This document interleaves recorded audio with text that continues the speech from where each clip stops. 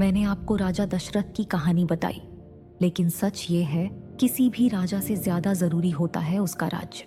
एक राज्य केवल पत्थरों और महलों से नहीं बनता, वो बनता है वहां रहने वालों के जीवंत इतिहास और युगों की कहानियों का साक्षी।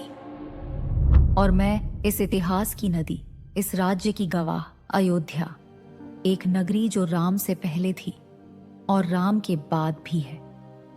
कभी ये मर्यादा का मंदिर बनी, कभी स्वर्ग की छवि, कभी अपराजित शक्ति।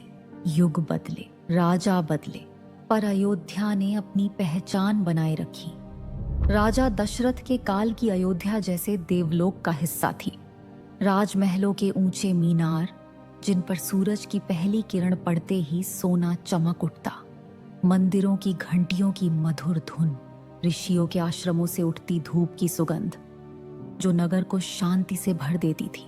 और मैं हर सुबह अपने तट पर एक दृश्य देखती थी जो हृदय को अमृत सा भर देता।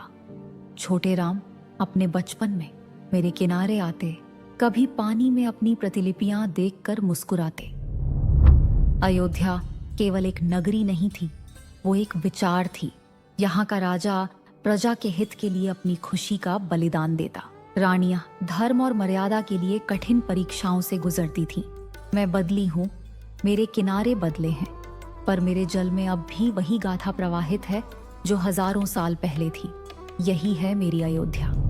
तो ये थी अयोध्या की कहानी। लेकिन इसी अयोध्या की देखभाल करने वाले राजा दशरथ के जीवन में बहुत बड़ा दुख था। एक ऐसा दुख जिसका निवारण उन्हें कहीं नहीं मिल रहा था। क्या था वो दुख? जानने के लिए देखिए रामायण सिर्फ